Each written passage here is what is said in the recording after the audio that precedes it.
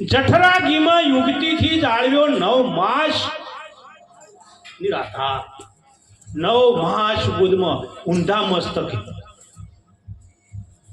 જેવી ગંધીમાં છેલ્લે છૂટવાનું હતું અને કંટાળી અને પરમાત્માને પ્રાર્થના કરશે કે હે ભગવાન છોડ, હું તારું ભજન કરીશ. અસ્કર છૂટવાનું તો હતું જ, જન્મ લેવાનો જ હતો. છોડ, હું તારું ભજન કરીશ. અને બાર જેવો જલીમો ને, હું વાયન તું ઉઆ ઉઆ ઉઆ, હું વાયન તું અહીંયા. ભગવાન કે છેતરી ગયો બા, પણ છેલ્લે ચો જાહે હિસાબ તો આલવો જ પડશે ને બા. એટલે સંતોએ કીધું જનની જણે તો 3 જણ જે ભક્ત દાતા કે સુર, નહીતર રેજેમાં વાજણી મત ગુમાવીશ તારો. આ નૂર છે ની ગુમાવીશ ની, કોઈ ભક્તને દાતારને કે સુરવીરને જન્મ આલ તો તારું ધાવણને ઉજળું કરશે. આ તો આપણો વિશ્વાસ નથી. બાકી આલમ અજબ છે ઈશ્વરની, આ આલમ અજબ છે ઈશ્વરની, બુદ્ધિશાળી તમામ નહીં, થોડી બુદ્ધિ વાળા થોડા ગોડા ન જોઈ ગોમ નહીં. કયા ગોડા? આ રોડ ઉપર રખડે ને પાગલ પર પરમાત્માના નોમમાં ગોડા થયા. મીના ગોડી, રોહિદાસ ગોડો, ગોડો નરસિંહ મહેતા, આ બધા ગોડા થયા. ગોડાની વણચા. આલમ અજબ છે ઈશ્વરની, બુદ્ધિશાળી તમામ નહીં, થોડી બુદ્ધિ વાળા થોડા ગોડા ન જોઈ ગોમ નહીં. માટે પ્યાર કરી લે, પ્યાર કરી લે, શું કોઈ તારો યાર નહીં? ગોતી લેજે ભીતરમાં છે ચોય. આપણે ખોળવા ચો ને એટલે આ ડખો પડ્યું ખોળતા નહીં. ડોશીમાં શેકણી લેવા રૂપિયો નહીં જતો તો રૂપિયો પડી ગયો. ડોશીમાં ખોળતા હતા અને અમારે ભાઈ હરીશ જેવા મળ્યા કે મારી શું કરો છો? કે રૂપિયો ખોયો છે. તો કે હોય તો અંધારું છે, પેલી ટ્યુબલાઇટે જતો રહો. હવે પડ્યો છે હોય ખોળવા ચો જ જડે વળી કમો ભાઈ નીકળે કે શું કરો માડી? કે રૂપિયો ખોયો છે. અહીંયા વળી દયા આવી તે 5 મિનિટ ધૂળ ફેદી પછી કે માડી આમ નક્કી ખબર ખરી એટલે પડ્યો કે હો કે ચો કે પેલા લેબડે કારણ કે વાંચમ ગોતો કે અજવાળા. આપણા બધાની દશા આ છે. આ દેવ ભપકા વાળું છે, આ છે અજવાળામાં ખોવાઈ ગયા બા. પેલું કોઈ દેવ હોય ને તો ઘરમાં મા બાપ છે. મા બાપ જો રાજી ને તો 33 કરોડ દેવ રાજી. મા બાપના જો આશીર્વાદ મળ્યા ને તો સંત સદગુરુ તો ફરતો ફરતો આપણા ઓગણે આવે ને. પેલા કોઈ હોય તો મા બાપ છે. મા બાપ ન હોત તો આજે આ દુનિયામાં આપણે ના હોત. અને મા બાપની સેવા કરો અને જો આશીર્વાદ મળી જાય ને તો તમારે પરમાત્માને આવવું પડે. મા બાપની ભૂમિકા કેટલી ઊંચી છે, 2-4 કડી કહું તમને.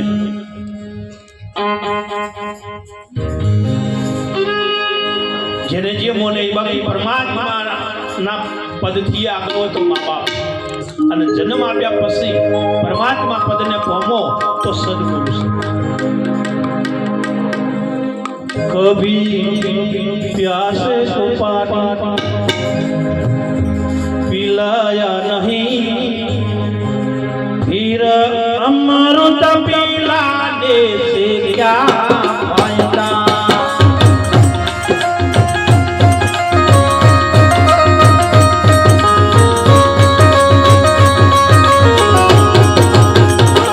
कभी गिरते हुए को उठाया नहीं, फिर आंसू बहाने से क्या फायदा।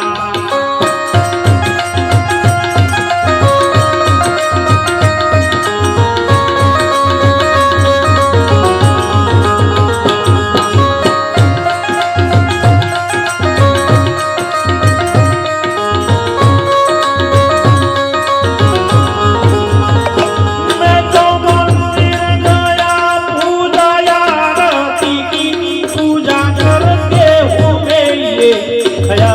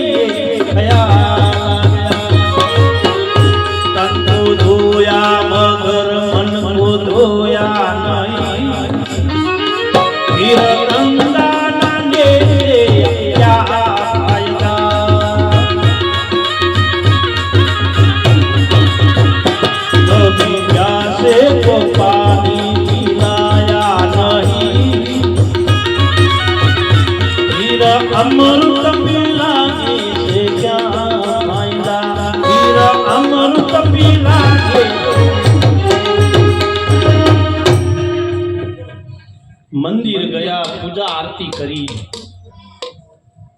પણ આરતી કરતા મને ખબર પડી કે મા બાપની કોઈ દાડો નમસ્કાર નહીં કર્યા,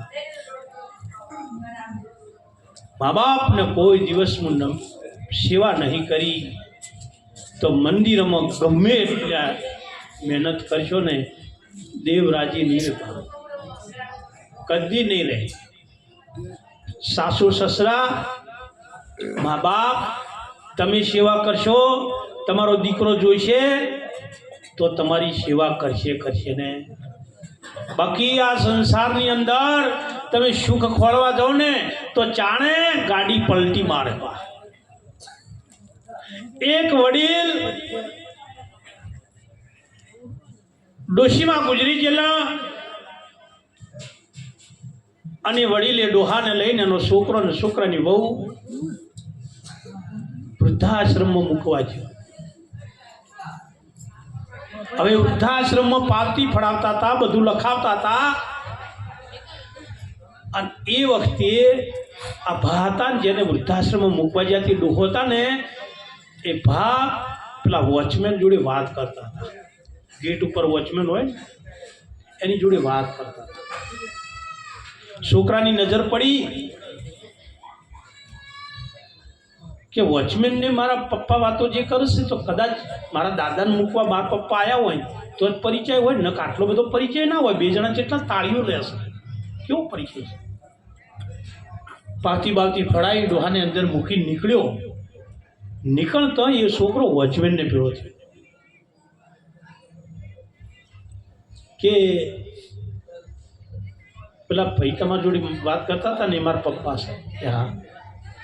તમે પહેલાં મળેલા કે હા. એનો વળી વ્યામ પડી કે તો નક્કી મારા દાદાને મૂકવા, પણ શોખ ના પાડ્યો કે તમે મળેલા છો કે હા. હું બહુ જૂનો પરિચય, હું એમને ઓળખું છું સારી રીતે. પછી મને પૂછ્યું કે શું જૂનો પરિચય એટલે કેટલા સમયથી ઓળખો છો? એમના મા બાપનો મૂકવાયેલા કે ના? કે તો કે હોમે જોયો અનાથ આશ્રમ કે હા. પેલો હું નોકરી અહીંયા કરતો હતો, તાણ તું જેને મૂકવાયો ને જવન હતા, પતિ પત્ની બે બાળક નતો, તે અનાથ આશ્રમમાં બાળક લેવાયા હતા. અને એ સહી કરી અને બાળકને લઈ ગયા અને મને એમ કહેતા હતા કે તેંદાડ હું જેને લઈ ગયો ને આ આશ્રમમાંથી એ મને આ આશ્રમમાં મેળવા આવ્યો છે. વિચાર તો કરો. અને પછી છોકરા લૂંટી કાઢી ભાઈ અને જઈને પગમાં પડી ગયો, બાપા તમે મારા બાપ નથી, મને પાલી પોષીને મોટો કરીને મિલકત બધું આપી દીધી અને તોય હું આવી વાતમાં આવી તમને આટલે ને. ઘણી ફેરા તો મોડું જાગે છે, જો ભાગ્યમાં હોય તો